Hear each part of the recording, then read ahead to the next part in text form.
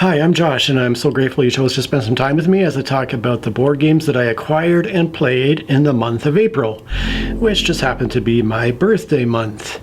However, about 2 days before my birthday, I started to get very ill with some gastrointestinal issues, and over my birthday itself I was terribly sick, and finally after about 5 days, during which I lost about 7 pounds, I ended up in the emergency department in hospital. They did a CT scan, ruled out my usual Crohn's disease issues. It's been about 11 days since I was in emergency, and I'm really not much better. I've continued to lose weight and have a ton of problems. I went into detail in some community posts on my YouTube channel, so you can get the dirty details there if you're curious. But I'm asking if there's any other stool sample testing I can do, because there's something going on there that's absolutely not right and is not really getting much better. But anyways, all of this resulted in very few games being played in the month of April. Let's talk about what I did manage to do.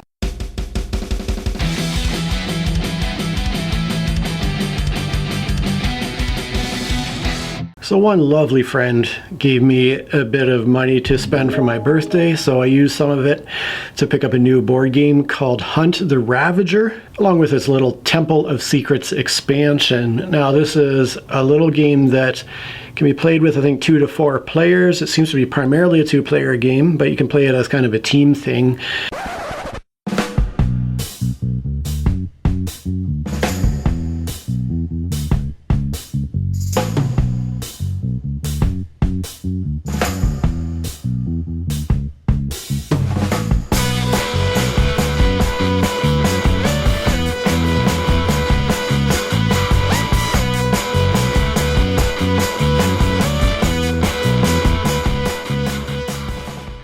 And it's a hidden movement game, so I tend to really enjoy these one versus all hidden movement games in the style of Scotland Yard or Fury of Dracula.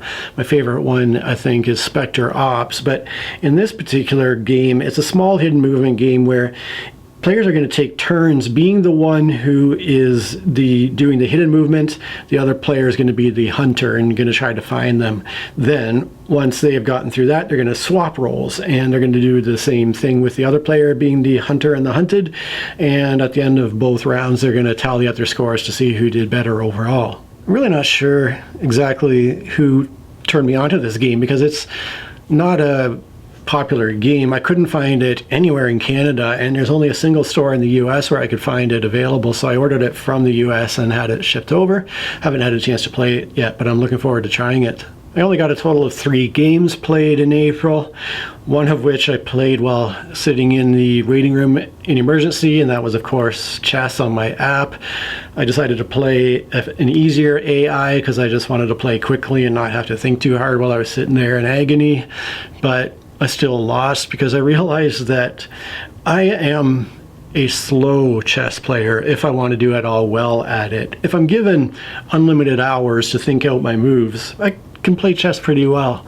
If I have to play quickly, I just blunder and do dumb stuff and end up losing to these even easier AIs. But that's also why I do enjoy playing against AIs, because if I'm playing against a human opponent, I don't want to just sit there thinking minute after minute on what to do for my next turn and then finally making a move and making my opponent sit there twiddling away. Obviously a chess clock would solve that issue, but then I'd play badly. So it's kind of nice to play on my phone because of that.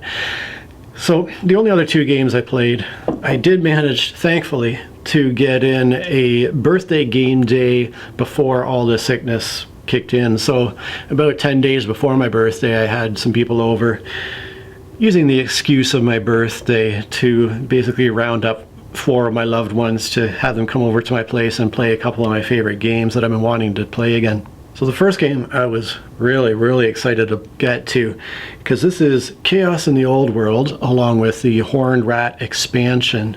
Chaos in the Old World was designed by Eric M. Lang, who is local to me here. But the kind of framework of the game is sort of an old school armies clashing over territory kind of situation. It has this theme of Warhammer Old World, which is a theme that 15 years or so ago when the game was released.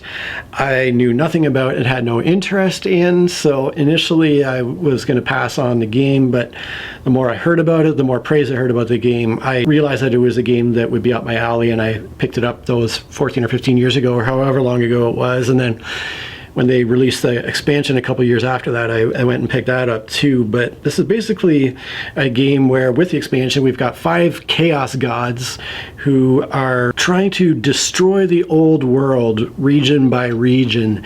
And they are competing with each other to be the god that causes the most destruction, the most corruption and chaos in the world. And so they're fighting amongst each other at the same time as they're trying to ruin the world. Now, what drew me to the game so long ago was the fact that this was an early example of a very asymmetrical player power situation where each of the 4 to 5 chaos gods has different asymmetrical abilities and goals. And so that idea at the time was very appealing to me, and I certainly enjoyed the game a ton when I got to play it. Nowadays, designers continue to try to push that asymmetrical element to the point now where you have a game like Root, where, as I understand it, I've never played Root, but each faction in Root is playing almost an entirely different game, where one team is performing entirely different actions than another faction in the game.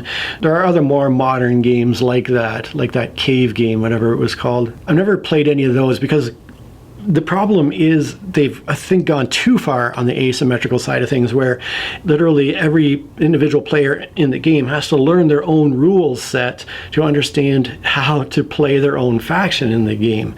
Now, one of my brothers is really into Root. Their group has been having a ton of fun with it. So I imagine that people who put the time into learning that are rewarded with a great game experience by the sounds of it. But what I appreciate about Chaos in the Old World is that while each faction is asymmetric, each faction has their own unique cards that allow them to play things out differently. Ultimately, what they're doing action-wise on the board and their general overall goals are all similar amongst the 5 gods. So there is that sense of asymmetry without making entirely different games to play for each player. Now, the reason I was so excited to get it to the table is because in the 12 or 13 years since the Horned Rat expansion was released, I've been dabbling away at customizing and enhancing pretty much every single component in the game other than the actual game cards. I've been acquiring minis to replace a lot of the cardboard tokens on the map, and actually the map itself was one of the final pieces in the puzzle. I was trying forever to figure out how to somehow enlarge the map and remove the dials and replace them with charts, which, if you know the game, you know what I mean by that. But the problem I was running into is that even companies like Staples, who do large format scanning, couldn't scan the game board because it was too thick. And even if I could get a nice high quality scan of the board, I didn't have the technical know-how to remove the dials and replace them with images of charts and then get it all printed out into another large format game board. However, a BoardGameGeek member I noticed recently had uploaded their own version. They had done exactly that. They had taken the game board, enlarged the regions, put those charts on the map, and they had a high resolution image for download on BoardGameGeek. So I just took that file, sent it to Staples, they printed it for me, and now I finally, after all these years, had a nice big game board to play on. The other thing I've been doing on BoardGameGeek is going over forums from players who have played this game a lot and who have been trying to kind of mix and match some of the base game cards with some of the expansion cards in order to balance the gods out, not just amongst themselves so that each god hopefully has a roughly equal chance of winning the game, but also amongst themselves, because each god has 2 win conditions. They have their dial win condition and they also have a victory point win condition. So the problem was some of the gods, at least from the base game, were very unbalanced, where Khorne, for example, had an easy chance of winning a dial victory, but almost no chance of winning with victory points, whereas Nurgle was the opposite. They had a great shot at winning with victory points, but almost no chance of winning the dial victory. So by mixing and matching cards, hopefully these gods can be balanced out amongst themselves as well as amongst the other gods as a whole. Now, like I said, I finally finished both the physical component customization as well as the card selection customization. Finally got it to the table, was really excited. My problem with not having very many friends, though, is, I had to pull in some family members who didn't necessarily have a lot of experience with highly complex board games. And one thing I did discover is that just because somebody has experience playing a game like Magic the Gathering, or even like Warhammer Miniatures gaming or Dungeons and Dragons role-playing, doesn't mean that that's going to translate to an easy time for them playing a rules-heavy board game. So 3 of us did have a lot of experience playing complex board games. The other 2 players, like I said, they had experience playing these other game systems, but not necessarily a lot of time with board games. So it was a challenge for them to jump into a big project like this, but I was just really grateful, not just to play my game, but to spend time with these really special people in my life, these really amazing loved ones who are here. And so that was a big part of it too. But ultimately, my friend Paul, who you'll know from my past videos, won the game playing as Nurgle. He won a dial victory, but he also had the most victory points too. And he was also actually the most experienced player with this particular game. I'm the second most experienced player with Chaos in the Old World, and I came in second. Well, I had the second most victory points, at least, playing as Slaanesh. And then the other player who has a lot of experience with complex board games, but who hadn't played Chaos in the Old World before, ended up coming in third, and then the 2 less experienced gamers came in fourth and fifth. So it was a wonderful experience. I enjoyed it a ton. I do need to play around a little bit more with my card selections for each Chaos God, I think, just to try to fine-tune that balance a little bit. But I hope I do have a chance to play this game again soon. I am going to make a dedicated video going into depth about all the changes I made, both with the physical components and with the cards, and talk about, I guess, how this play session went based on all of that new material, and talk about how the game session went based on all these adjustments. I rate Chaos in the Old World with the expansion a 9 out of 10. Paul also rates it a 9 out of 10. This is a game that he and I have played together going back years and years, and we're both quite excited to get back to it again. So that was the first game we played on the game day. A couple of people had to go home, so the other 3 of us then got another of my old favorite games to the table that I haven't played for ages, because it really works best as a 4-player game, and I don't do a lot of, I do almost no 4-player gaming these days, and that is this little innocuous game called The Boss, where players are playing as mafia crime families who are competing with their mobsters to control various cities across the US over a series of game rounds. I also have the little mini expansion that comes with The Boss too, I should add. But the unique thing about this game is there's a lot of kind of deduction and bluffing going on.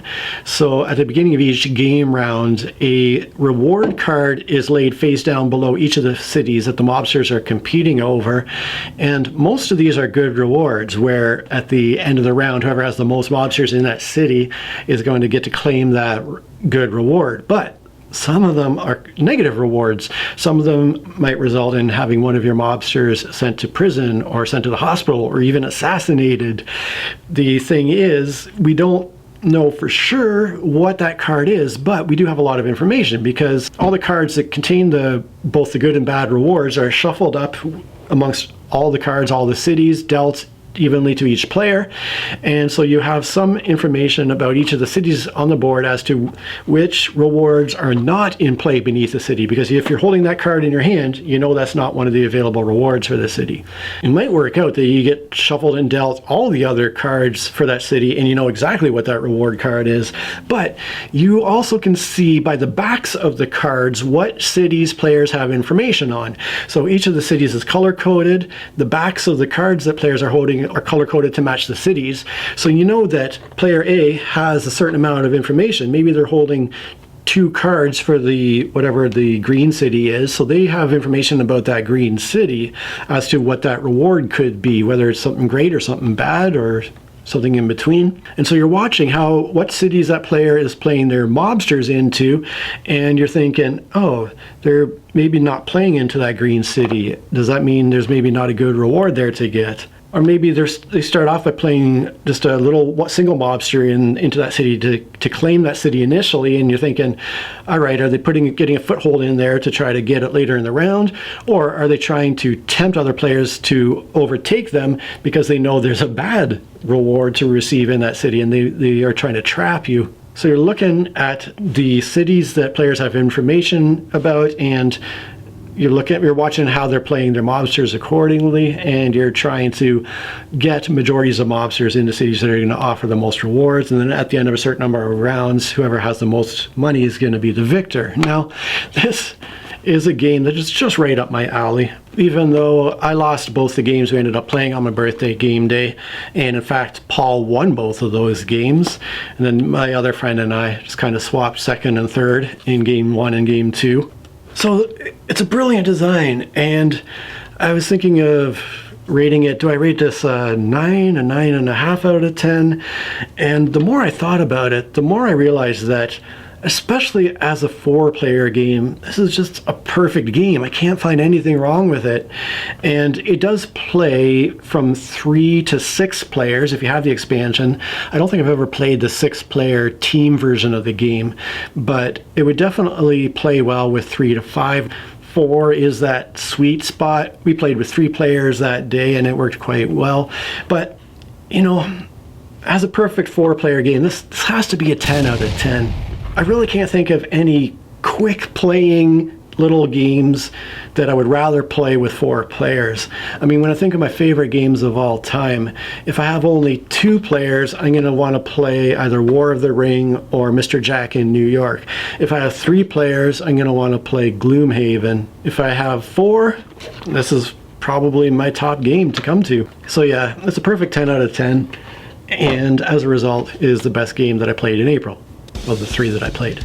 How has your gaming been lately? Please get into the comments and let me know what you've been playing. Are there any games that are especially exciting you? I do love to hear all about it, so please do let me know, and thanks so much for watching. Cheers. At that point, they did a like this. There are other games. There are also so you're looking at the cards that in the cities that information